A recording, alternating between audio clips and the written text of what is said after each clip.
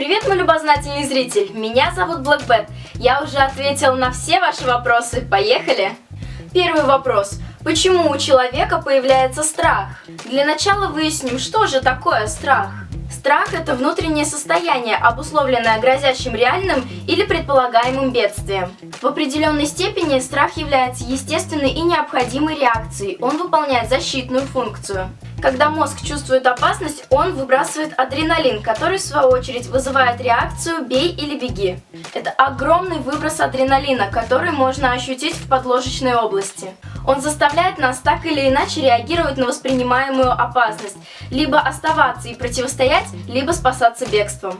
Сейчас психологи делят проявление страха на 4 основные группы. Первая группа, когда страх возникает на фоне реальной ситуации, боли, потери. Это может быть потеря близкого человека или стрессовая ситуация, в которой возникли сомнения относительно уверенности в себе.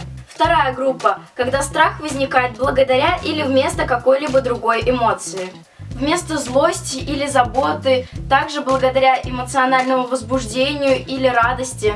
Третья группа, когда страх возникает благодаря нашим фантазиям или воспоминаниям из прошлого. И четвертая группа – это страх, которому нас обучили в семье или в обществе. Этот страх некоторое время спит, пока не появляется ситуация, в которой нужно бояться. Кстати, люди с генетическим расстройством Урбаха-Виэте не чувствуют страха. Благодаря 44-летней американке удалось выяснить принадлежность мозжечковой миндалины к образованию страха у человека. Исследования на различных животных, таких как крысы и обезьяны, показали, что она играет центральную роль в реакциях образования страха. Второй вопрос. Чихает ли человек во сне? Если нет, то почему? Чихание – это защитный безусловный рефлекс человека и высших животных, обеспечивающий удаление из верхних дыхательных путей пыли, слизи и других раздражающих агентов путем резкого выдоха, преимущественно через носоглотку, после короткого глубокого вдоха. И нет, человек во сне не чихает, так как нервы, вовлеченные в этот рефлекс, тоже спят.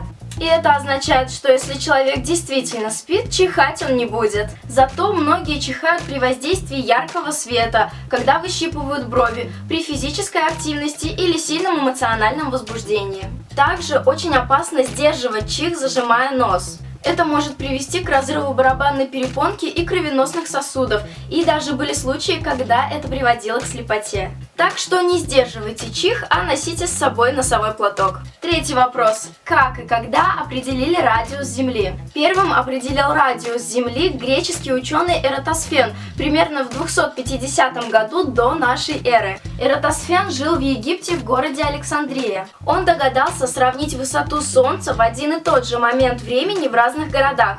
В Александрии на севере Египта и в Сиене, ныне Асуан, на юге Египта. Эратосфену было известно, что в дни летнего солнцестояния, 22 июня, Солнце освещает дно глубоких колодцев в Сиене, а в Александрии нет. Он решил использовать этот факт для измерения радиуса Земли. С помощью несложного угломерного инструмента скафиса он получил такие результаты. В полдень в Сиене угол был равен 0 градусам, а в Александрии угол был равен 7 градусам 12 минутам. Во времена Эратосфена расстояние от Александрии до Сиены считали равным 5000 греческих стадий. Это примерно 800 километров. Стало быть, расстояние от Сиены до Александрии равно 1/50 окружности Земли. Следовательно, окружность Земли равнялась 250 тысячам стадиям, а радиус тогда равен 39 790 стадиев. Сейчас средний радиус Земли считается 6371 километр, а Эратосфен получил невероятно приближенную цифру – 6287 километров. Точность для тех времен невероятная. Вот такие у меня получились ответы. Если вам понравилось это видео, обязательно ставьте мне лайки и подписывайтесь на мой канал. Не забывайте отправлять ваши интересные вопросы внизу в комментариях, и я обязательно на них отвечу. Знания лишними не бывают. Пока.